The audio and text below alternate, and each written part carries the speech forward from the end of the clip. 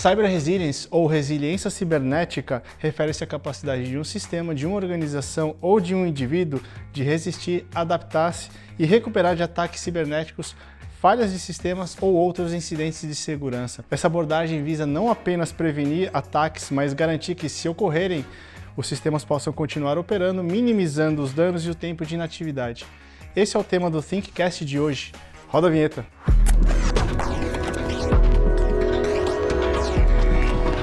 ThinkCast. E aí pessoal, eu sou Marcelo Dias, sou Head de Marketing da ThinkIT, esse é o ThinkCast e como já apresentado na introdução aqui do podcast, o tema de hoje é Cyber Resilience. E para falar desse tema, a gente trouxe aqui dois especialistas, né, em cibersegurança, em TI, para falar com a gente, né? Eu até tenho uma colinha aqui para falar porque o currículo das pessoas que estão aqui é bem extenso, né? Estou com o Igor, ele é pós-graduado em duas áreas de TI, com capacitação em gestão de pessoas, né? O Igor possui longa experiência em Firewall, Windows, Linux, VMware e Zabbix, passando também por implementação e manutenção de políticas de segurança da informação. Atualmente ele lidera as operações de TI da Vibra, tendo abaixo de si as áreas de segurança da informação, infraestrutura, suporte técnico e sistemas. Bem-vindo aí com a gente, Igor. Valeu, obrigado, Marcelo. Eu estou também com Marcos Parra. O Parra ele é diretor de cibersegurança na ThinkIT, tem mais de 20 anos de experiência em cibersegurança, já passou por empresas como a Vanad, como a IBM, e tem um trabalho aí como mentor de CISOs no mercado. Bem-vindo a primeira vez com a gente, Parra. Obrigado, Marcelo. Boa. E para abrir aqui, né, eu queria colocar uma pergunta sobre estratégia e o ponto de vista do negócio, né? Primeiramente, o ponto de vista, né? Quando a gente fala, Igor, de cyber resilience, né, ele vem amplamente discutido, né, no mercado atualmente, né? Eu queria saber, do ponto de vista do negócio, né, qual é a sua visão? Nessa área de cybersecurity, a resiliência ela tem sido discutida e ela cada vez vai ser mais discutida, visto que muitas empresas já têm sido atacadas e não para por aí. A gente sabe que o cybercrime tem uma rentabilidade muito alta e as empresas elas têm que pensar nisso. Eu digo isso porque a gente pensa nesse assunto e eu acho que é o momento. Então, sempre vai ser o momento e eu vejo que é um tópico bem bacana, bem procurado a gente falar desse assunto aqui no podcast.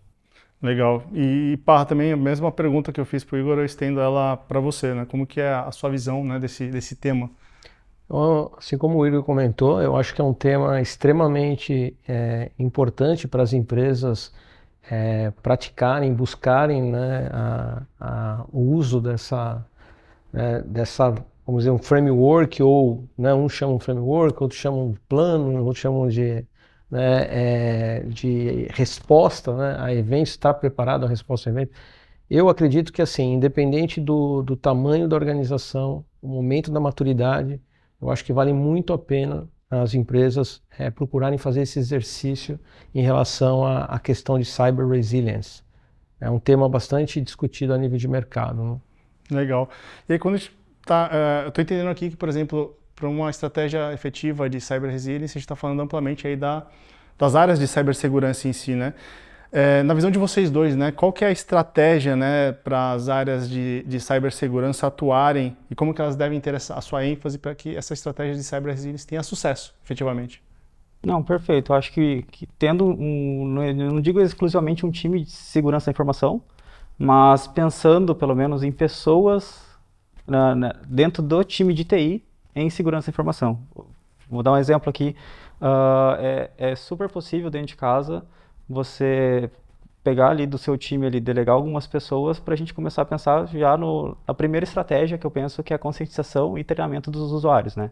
A gente sabe aí que a fonte de entrada aí de um dos maiores ataques é o phishing, né? Então, dentre outros, mas do início da estratégia é isso, e depois, lógico, tem plano de resposta a incidente, e tem outros itens aí que a gente vai dialogar durante esse bate-papo. E pá, como que é a sua... E no encontro aí do que o Igor comentou, né, existem, mais uma vez, né, citando o aspecto de maturidade, né, tem empresas que não têm hoje, né, uma figura, né, da própria segurança da informação, como você mesmo comentou, Igor, está dentro muito da área de tecnologia, vem se, né, expandindo em relação a isso, criando as pessoas, né, em relação, mas independente do que do que seja o tema, eu acredito que para você ter sucesso num plano de resiliência, né, ela com certeza precisa das pessoas. É importante que as pessoas realmente sejam capacitadas e treinadas, né, porque dados aí de mercado, a gente vê que nos próximos 2 anos, né, os ataques serão cada vez mais sofisticados, né, e sempre direcionados a user, né, a pessoas, a usuários, as credenciais. Então, eu acho que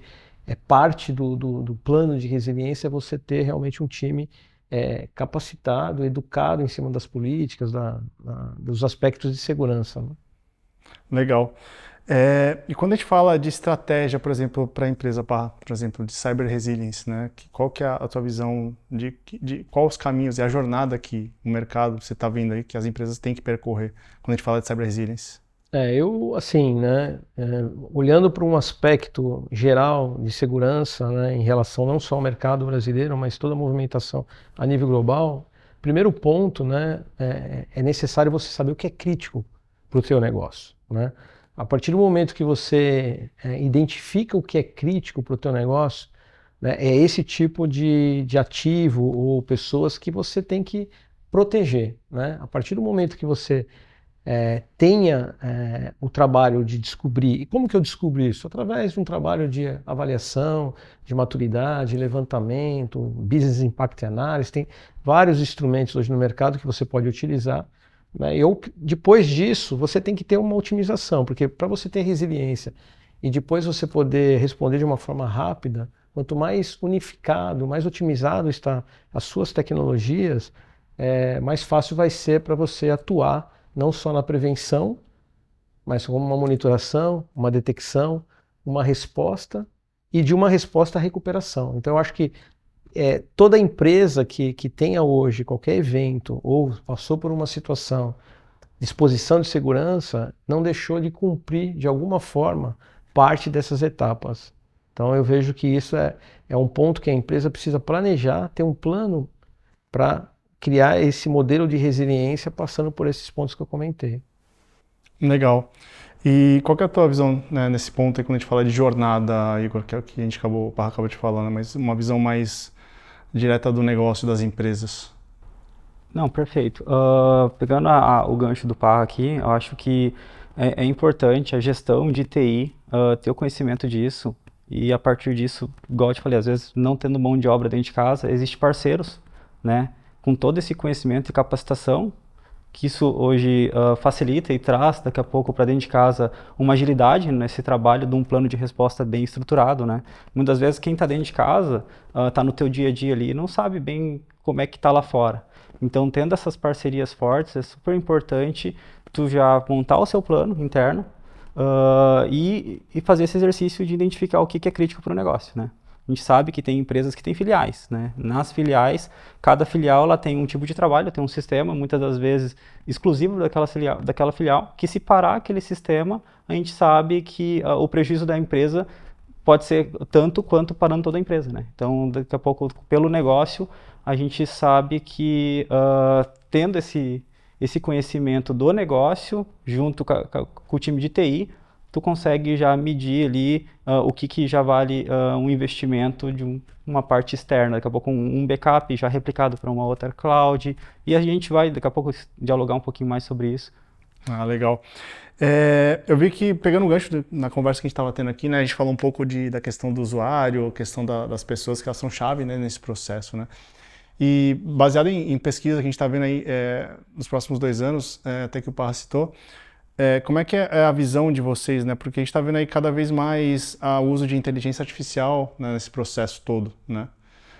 Eu queria saber a opinião de vocês desse processo, né, atrelado ao que a gente está falando no tema de cyber resilience, né? Como é que vocês enxergam a adoção tanto no ataque quanto na defesa, né, de instrumentos que usam inteligência artificial?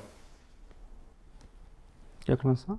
Então, Marcelo, bom ponto que você colocou, porque é um ponto, né, Igor, que todo dia se discute isso, A gente escuta né? todo dia na Se empresa, discute né? em todo momento, é questão do fornecedor, né? É questão da empresa te cobrando por que você não adota.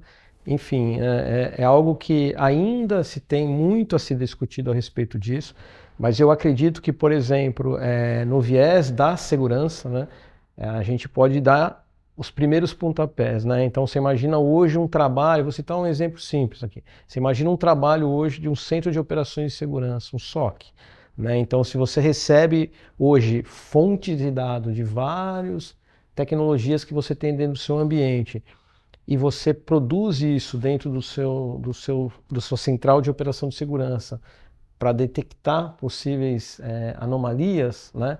Então isso é um trabalho bem árduo de triagem que você faz. Por mais tecnologia que hoje as ferramentas tenham, ainda requer um trabalho de triagem, um caso de uso específico para responder a um determinado evento. Então quando você traz uma visão predictive, né, preditivo para dentro disso, você tem a oportunidade de buscar outros elementos, né, que possam ser ameaças que porventura você demoraria horas ou dias para poder descobrir, né? E você consegue em questões de horas, né? Então eu acho que nesse sentido, né, para a segurança isso traz um benefício no caso da eficiência e da rapidez em relação a isso. Nós estamos falando sempre sobre rapidez, né? Rapidez de descobrir, rapidez de responder a todo momento, é isso que roda, né, dentro desse ciclo, né? E hoje está fácil, né? Está muito fácil de contratar esses produtos, né? A gente vê que o próprio Endpoint, né, que é um produto que a gente conhecia mais como antivírus, na Integra, que trabalhava com vacinas, já estavam trabalhando hoje com a inteligência artificial de entender que os arquivos estão sendo modificados pelo tipo de comportamento, né? Então, acho que isso falando numa máquina de usuário. Então, tem isso na camada de servidor, a gente também tem isso na camada de firewall, né? Então, eu vejo que a infraestrutura modernizou muito, né? Trouxe muito. E pegando o gancho que você está falando, Igor, e você até citou um ponto aí de ter parceiros que te apoiam, né? O legal do podcast é isso, né? Que a gente começa a bater um papo e a conversa vai abrindo, mas dentro do mesmo tema que a gente está se propondo aqui a falar, né? Eu vejo muito que tem muito produto, que é o que o Parra falou, tem muito produto que está inteligência artificial adaptado, vamos falar assim, né? Só que assim, tem muito produto e às vezes a gente acaba nem sabendo qual que é o mais adequado para a nossa realidade, né? Como é que, na tua visão, Igor, você visualiza isso, né? E quão importante é o papel de um parceiro estar contigo para te apoiar também, que é o que você acabou falando agora há pouco, né? De ter parceiros que consigam te apoiar, entender o que é estratégico, o que é o mais arriscado para o teu negócio, não continuar operando, né? Como que é a visão corporativa disso aí? Olha, a gente, antes de contratar qualquer ferramenta, a gente faz um tema de casa ali, que é entender se essa ferramenta ela é uma ferramenta de mercado. A gente usa muito o Gartner para tirar uma base para saber o que eu penso, assim, né? Não fazendo propaganda ao Gartner, mas eu entendo que se uma ferramenta está lá, ela passou por vários testes e ela passou por uma validação. Uma validação de mercado, né? Exatamente. Então, diferente de tu pegar uma ferramenta totalmente desconhecida para tu colocar para proteger a tua rede se você não sabe nem a origem dela. Então, pensando em cybersecurity, acho que é importante a gente fazer esse tema de casa. E lógico, antes de contratar qualquer ferramenta, olhar o que tu tem dentro de casa para tu não contratar ferramentas concorrentes, né? A gente sabe que tem... exemplo do antivírus de novo, né? Recentemente, vou contar um caso aqui, em um servidor eu vi que tinha um antivírus e tinha um outro que era o EDR. Então, tipo assim, tinha um antivírus lá fazendo a função de vacina e tinha um outro antivírus só trabalhando com a parte de análise de comportamento. Dois antivírus na mesma máquina, consumindo recurso e tudo, e isso num data center terceirizado. Agora, tu imagina que eu imagino que os caras têm também todo esse conhecimento, e a gente dentro de casa, conversando, entendeu que, será que faz sentido estar consumindo recursos? Seria meio que um overlap, digamos assim? Exatamente. Então, existe ainda dentro da infraestrutura e dentro de uma TI, às vezes, um trabalho que não foi feito corretamente, né? Ver que tem duas ferramentas que daqui a pouco você poderia ter tirado proveito de uma e tu tá usando duas ferramentas. Assim, bom ponto que o Will colocou, né? Eu acredito que exatamente esse ponto aí em relação às tecnologias, né? Então, às vezes ela nasce de um jeito, né? E aí se contrata uma segunda tecnologia para fazer uma função a mais, um pouco daquilo que você tem. O que se percebe hoje, por exemplo, na questão de resiliência, né? Que parte, né, de uma das estratégias está voltada a essa parte de otimização das tecnologias e o que acontece, eu acho que ali parceiros, né, de nicho conseguem contribuir bastante, que é a questão da expertise. Então, muitas vezes você tem um investimento numa tecnologia e você vai até, sei lá, a página 2 daquela tecnologia, fazendo uma analogia aqui, só que você vai até ali por quê? Porque você tem limitações de conhecimento da tecnologia. Então, se você tem alguém que conheça profundamente aquela tecnologia, ela vai te levar até a página final. Então, você não vai precisar adquirir uma segunda, uma terceira tecnologia, porque ela vai realmente te atender, né? É o que eu falo para muitos CISOs e clientes, né? Quando a gente bate um papo, é justamente isso. É em relação a explorar tudo que você tem. É a mesma coisa você fazendo uma pequena analogia, você entrar num Boeing daqueles que você nunca pilotou e você tem que pegar o manual para saber que aquele botão significa algo, né? Então você já perdeu tempo, já perdeu não tem conhecimento para operar. Então eu acho que é muito importante esse trabalho que você comentou, Igor, de otimização, muitos chamam de higienização, né? Mas é fazer o quê? É realmente integrar essas ferramentas e sempre proteger o quê? O risco do negócio, como você comentou. Tem fábricas, tem escritórios, tem sistemas ali que são críticos para o negócio. É aí que a gente tem que estar protegendo, né? Aí que faz sentido o investimento. E uma pergunta aqui que a gente acabou conversando, falando um pouquinho no comecinho do nosso bate-papo, eu queria resgatar uma parte, né? Parte da questão de cyber resilience, a gente está falando aí de recuperação de desastres, né? Vamos falar assim. Né? Ele faz parte do processo aí da cultura de cyber resilience, né? E como que é a visão né, que você tem aí, o mercado deve adotar, ou as empresas devem adotar para ter um sucesso nessa estratégia de recuperação, né? Quando a gente fala de recuperação de desastres, ou DR, vamos falar assim. A gente tem um conceito, né, em relação à parte de recuperação, né? Então, assim, primeiro de tudo, né, eu vou falar exemplo de situações de 2 anos vivenciados em relação a incidentes, a crises que envolvem a parte de cibersegurança, né? Então, o caminho muitas vezes é sempre o mesmo, né? Dado a origem que você teve um ransomware que criptou uma base tua, é o que? É você formatar o seu ambiente, recuperar, né, e voltar para uma situação normal. Então, o primeiro ponto é você ter um backup, né, e muitas vezes assim, ter um backup imutável, um backup anti-ransomware. Por quê? Porque ele vai te dar ali te assegurar uma proteção que a partir daquele momento que ele subiu, que ele fez a parte do backup, teus dados estão ali e você vai voltar a partir de uma janela, porque eu já vi algumas empresas que demoram semanas, meses para voltar, porque os backups não estão efetivos. Então esse é o primeiro ponto. Segundo ponto, né, é a questão do desastre que você comentou, né? Disaster recover, né? Perdi tudo, tem que recuperar em algum outro lugar, né? Redundância, replico, nuvem e tal. E tem a continuidade operacional, continuidade de negócio. Então, o Igor tem lá uma fábrica A, aquela fábrica, aquele sistema é importante para aquela fábrica. Então, se afetar aquela fábrica, a recuperação é daquela fábrica. Você não tem que acionar todo um plano para aquela fábrica. Então, você tem os planos operacionais para cada situação. E mais uma vez, voltando ao ponto que o Igor comentou logo no início, pessoas. Capacitar, treinar as pessoas para uma situação dessa. Então, eu acho que aí é onde ele entra ali na parte da resposta ao incidente e a recuperação.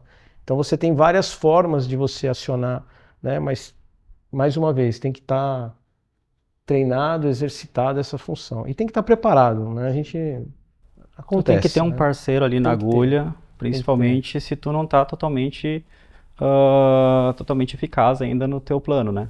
Então é importante tu ter um parceiro, eu penso muito nisso, né? Parceiro de segurança, já conhecendo o teu ambiente, para te ajudar nessa recuperação, principalmente dependendo do tamanho do teu time. E bem nesse gancho que tu falou, achei bem interessante, na parte do backup do disaster recovery, na parte de imutabilidade, né, do backup.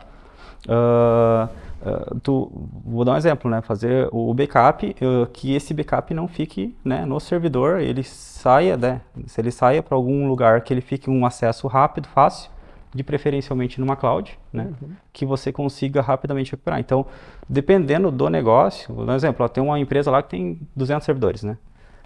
Será que é os 200 servidores que eles têm que ser restaurados em 1 hora ou em 2 horas? Então, pensando em resiliência e também quando der o ataque, tu tem que entender o que tem que estar agora e o que a empresa pode esperar daqui a uma semana.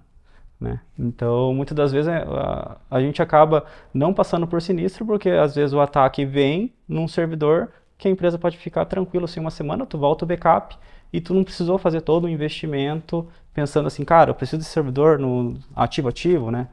Então, por isso que é importante esse tema de trazer dentro de casa, entender o negócio para cada fábrica, para cada servidor específico e segmentação. Acho que o trabalho de firewall, trazendo aqui, né, nesse conceito, se tiver um trabalho de firewall ali bem configurado, bem parametrizado, o hacker, muitas das vezes que consiga acessar um servidor ou alguma coisa assim, ele vai até ali só, né?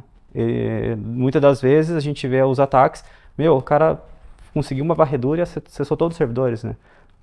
Daqui a pouco a porta de firewall não estava configurada corretamente, acabou liberando portas que não deveria. Se você sabe que a tua aplicação fala na porta A, B e C, cara, libera a porta A, B e C, porque o hacker, quando ele vai instalar a aplicação dele, ele vai abrir as portas da aplicação dele. E muitas das vezes, se o teu firewall estiver parametrizado, tu já para ali. Então, acho que existe esse tema dentro de casa e pensando em resiliência, tem um longo trabalho aí para ser estruturado e forma uma jornada, né? Uma jornada. É bem nessa linha, jornada da resiliência, né? Dentro do que a gente falou aqui, né, eu queria ver a visão de vocês, né, com relação, dentro do Cyber Resilience do tema, né, qual que é a visão que vocês têm com relação à prevenção de ataques de ransomware, por exemplo, né? Queria entender, dentro de tudo que a gente está falando, né, como é que é a tua visão, Igor? Olha, o ataque de ransomware, para mim, hoje, ele é um dos ataques mais prejudiciais, né? Visto que ele é uma coisa que pesa muito, porque quando tem a questão do ransomware, muitas das vezes a pessoa tem o teu dado do outro lado. Então, tem um problema de reputação envolvido, né? Então, a gente já tem a imagem da empresa em jogo, não simplesmente a operação. Então, isso é uma coisa, é um desafio bem grande, né? Tu passar por isso.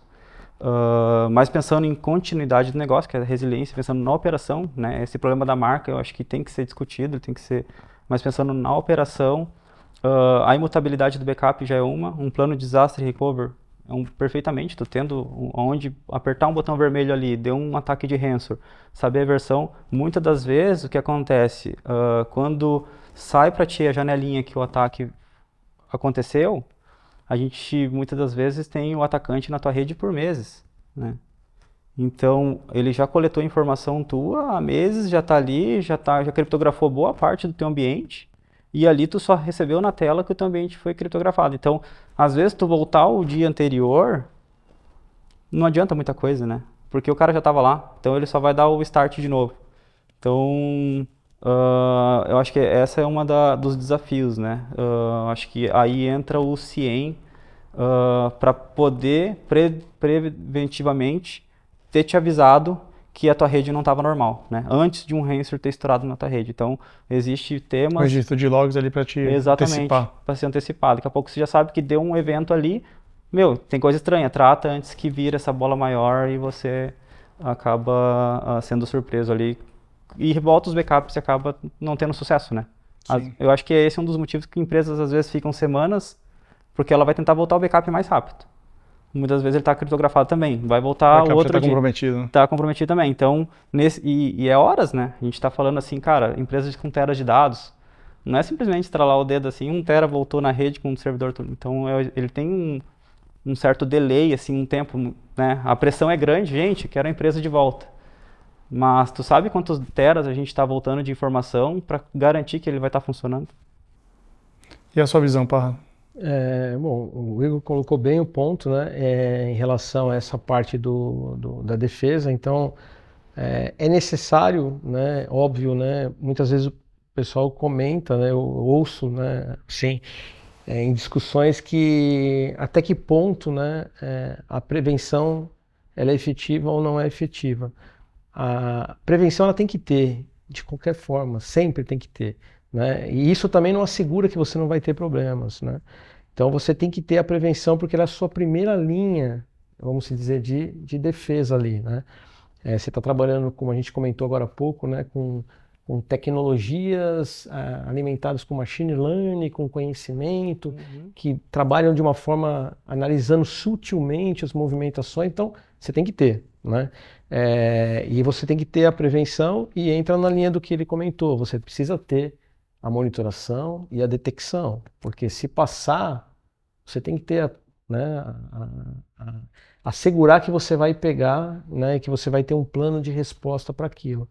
Então, questão do backup imutável, como ele comentou, é necessário você ter, né? Hoje não é mais falar, devo ou não, tem que ter. Porque assim, se você tiver que Premissa, né? recuperar, é ali que você vai voltar. E outro ponto que o Igor comentou muito interessante também, é a questão da organização, né? Você tem que estar organizado para saber o que vai voltar, que ordem vai voltar, que área primeiro precisa estar operando. Eu vou liberar a área fiscal, vou liberar a área de comercial, vou liberar... Então, assim, você tem que ter isso já planejado para voltar numa ordem, né? E só amarrando um ponto aqui, Marcelo, que é muito importante, é o exercício de ataque, simular. É trazer os executivos que não estão nesse dia a dia para dentro de uma sala e treinar, mostrar praticamente, né, um teste fazer uma crise, de simulação. fazer uma e falar, crise e simulada. aí, jurídico? Você entra muito no que a gente estava E falando aí? ali no bastidor de E plano aí, de respostas a jurídico? incidentes, né? Exato. E aí, advogado, como que nós vamos fazer aqui? Vamos Aham. comunicar, não vamos comunicar? Esse exercício é muito legal, porque tira as pessoas, principalmente que não estão nesse dia a dia, né? Porque você vive isso, eu vivo isso, mas quem não está nesse dia a dia, Não sabe o impacto que isso pode ter, não tem a dimensão, né? Exato. Né? Você tem que tomar uma decisão. E no né? teste vai ser muito lento, né? No Exato. teste, até eles tomarem as decisões, vamos apertar, vamos, né? É isso, é apertar o botão exercício. vermelho, vamos acionar o DR. E no plano de resposta a incidentes, tem que saber também, testar, por exemplo, na hora que der o ataque, pode ser que, sei lá, o fulaninho de tal esteja de férias, e aí? O que a gente faz Exatamente. nessa Quem que é a pessoa- situação? quem que é a pessoa ali que Quem que é a tá... sequência? Eu acredito, assim, Marcelo, que esse é um ponto, assim, para as empresas, né? Muitas vezes o cara, eu não tenho investimento, eu não tenho budget para fazer um trabalho, um foco aqui na área de segurança. Então, primeiro ponto, traz todos os executivos para a sala, faz uma simulação, mostra lá o business parado por horas, dias, aí vai sair o budget daí para poder ter Vai um mostrar o investimento. dinheirinho que eles vão estar perdendo se Porque parar, né? você só sabe exatamente quem já passou por isso, quem já sofreu, e a gente sempre olha, né, nesse aspecto. Foi atacado, saiu dinheiro para tudo que é lado para investir. Né? Então, assim, simula, cria esse conceito, cria essa cultura, né? Investe naquilo que precisa ser investido para proteger o negócio, simula, e aí você vai estar preparado, próximo de uma preparação, porque só quem está dentro de uma sala de guerra sabe como que é o dia a dia em cima disso, mas você vai estar preparado, né? Vai saber o que é, né? Então, eu acho que esse é um ponto importante dentro de um processo como um todo ali de resiliência operacional, efetiva. Não, legal. E vocês falaram alguma coisa que vai puxar para a próxima pergunta que eu tinha para fazer para vocês, né? A gente falando de simular com os executivos, quem está ali, não necessariamente no front, né? Vamos falar assim. Qual que é a visão que vocês têm, por exemplo? Eu vejo que o mercado fala muito se deve ou se não, né? A gente está falando se deve ou se não, as coisas que são premissas, as coisas que a gente está discutindo ainda. Se o board ou o board das empresas precisam ter uma cadeira ali específica de cibersegurança, ou alguém que dialoga em alto nível com o board, uma posição fixa ali, né? Qual que é a visão que vocês têm disso aí? Se é importante, se não é? Queria ouvir de vocês aí. Olha, eu estando na área, vou dar minha opinião, né, minha opinião pessoal. Lógico, cada empresa tem a sua opinião, não estou representando a Vibra na minha opinião, mas eu vejo que sim, é interessante ter pessoas com esse conhecimento dentro dos boards, porque ele é um assunto que muitas das pessoas podem tratar isso como uma despesa e tem pessoas que podem entender que isso é um investimento. Eu vejo que daqui a pouco projetos novos de RPs, novos projetos, o plano de backup imutável, um plano de DDR já tem que ser trazido no projeto, né? Não ser pensado depois, visto o que a gente tá... Então, penso nessa forma, tá? Não, perfeito. Assim, tem que ter. Eu não posso dizer diferente A gente não disso. falaria diferente. Eu não posso dizer, mas se você parar para avaliar, hoje no Brasil, só 3% das empresas têm uma cadeira no board Olha para só. discutir segurança. A nível global, 9%. Então, assim, ainda é um processo, né, de amadurecimento muito, e vale a pena. crescimento. Exato. Então, assim, hoje, por exemplo, quando... não vou falar de serviço, não vou falar de produto, mas quando hoje nós atendemos os nossos clientes, através do nosso serviço, a gente, de operação de segurança, a gente tenta ajudar a empresa a potencializar esse tipo de investimento. Então, vamos supor, né, Igor, você pega ali um ransomware ou um malware, alguma coisa que está aí hoje de ameaça no mercado e você conseguiu defender dentro da tua empresa, você conseguiu barrar aquilo, né? Só que ninguém fica sabendo. Só que aquilo que você barrou poderia ter custado 20, 30 milhões para a empresa. Uhum. Você barrou. Isso é fruto do investimento que eles liberaram para você. Então esse investimento está sendo pago. E muitas vezes a conta é absurda, né? É 1 para 7, se você parar para pensar. Então, assim, essa potencialização que você dá, isso tem que subir de alguma forma. Mesmo que você não tenha uma representatividade de um board, mas tem que subir É o até que você está chegar. falando, eu entendo muito como é a linguagem, caso não exista, né, essa posição no board de alguém que fale a linguagem de cibersegurança, a linguagem que os CISOs ou os profissionais de cibersegurança têm que ter quando vão reportar o resultado dos investimentos que são feitos, né? A gente está falando não de custo, agora investimento em si, né? Assim, a conversa é excepcional, tá? O tema que, pelo menos eu particularmente gosto muito, acho que por isso vocês estão aqui conversando no ThinkCast, é o mesmo para vocês. E a gente já está meio que pro final desse episódio, né? O tempo voa, o tempo passa. E eu queria, assim, que vocês deixassem alguma mensagem, visão dentro do que a gente conversou, né? Pra gente finalizar aqui a conversa, né? O Igor, que é o nosso convidado aí da vez, queria que você falasse aí se tem algum tema para deixar para o pessoal analisar e que está assistindo o podcast. Não, legal. Bom, primeira mensagem, eu acho que tem um grande potencial da gente fazer muito com pouco, né? Inicialmente dentro de casa, habilitando tudo que a gente tem, às vezes já está pago, né? Nos próprios serviços que a gente tem, Firewall, né? Hoje eu não vejo uma empresa com filiais, com VPN, tudo sem ter uma camada de Firewall. Então, revisa teu Firewall, né? Começa por ali. Vamos daqui a pouco subir um pouquinho. Cara, teu antivírus, será que tu já pensou em EDR? Então, pensando em continuidade de negócio, começa a trabalhar um pouquinho o que tu tem dentro de casa. A gente tem o MFA, né? Eu acho que é só um comentário do MFA. Cara, barra horrores de phishing, né? Se um usuário ali acaba passando o usuário e senha dele, o atacante vai botar o usuário e senha dele e vai pedir uma autenticação dupla. Cadê? Né? Não tem. Então, MFA é super importante, às vezes, para as pessoas, muitas vezes que estão assistindo acham um saco, mas, gente, MFA, ele veio para ajudar, não veio para simplesmente deixar a tua vida mais burocrática. Dentre outras questões, às vezes os caras do TI chegam lá, vamos configurar um negócio aqui, vai ter um certificado digital diferente. Dá um espaço para esse pessoal, porque eles estão pensando sempre no bem do teu dia a dia e da companhia. Então, e pensando em resiliência, cara, procura um parceiro. Se tu não tem capacidade dentro de casa, já veja um parceiro para te ajudar nisso daí, antes que fique tarde demais, né? Eu vejo que é importante a gente arrumar dentro de casa enquanto está tudo funcionando, né? Quando tu está na crise... Quando vira terra arrasada. Aí é mais difícil, então... Efeito colateral. Exatamente. Então, enquanto está tudo funcionando, cara, é uma baita oportunidade de você pensar em melhorias em segurança da informação. E tem muitas, assim. É um assunto que eu gosto muito, né? Cada vez mais a gente sempre tira um tempo ali, tem reuniões recorrentes que a gente faz para falar sobre segurança de informação, ver revisão de Firewall, porque o Firewall é vivo, né? Eu falo muito em Firewall porque, cara, o Firewall hoje é um dos principais ali entre os teus data centers e teus usuários, né? Então, é essa camada que tu tem no meio ali, e muitas vezes se o atacante consegue passar por ali, aí é um problema, né? É isso aí. Vocês têm mensagem final? Então, Marcelo, assim, tem tantas coisas, né? O Igor falou tantas coisas fiz algumas, né? boas aí, né? Eu acredito que, assim, é importante ter uma organização, ter uma estratégia, né? E essa estratégia, ela começa justamente como o Igor começou aqui, nosso podcast aqui, né? Começou falando da importância de você conhecer os riscos, né? Conhecer o que é importante para a empresa. Eu acho que, primeiro, tenho certeza, começa por aí.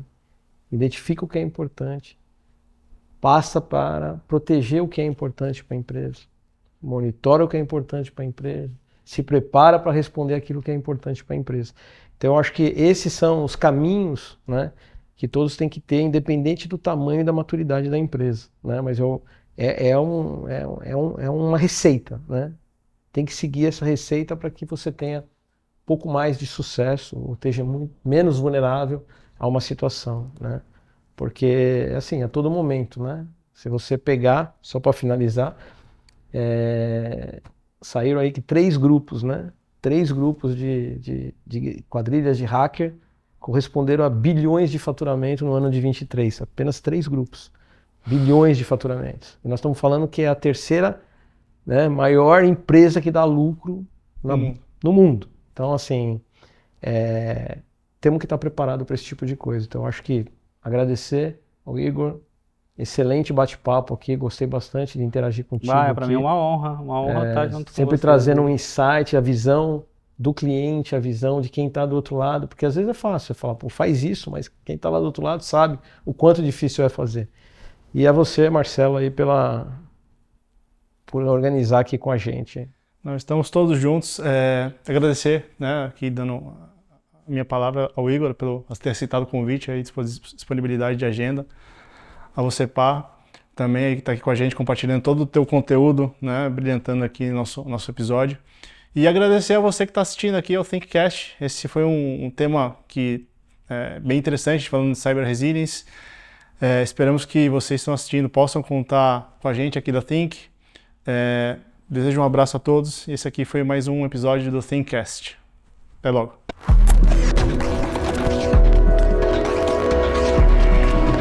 ThinkCast.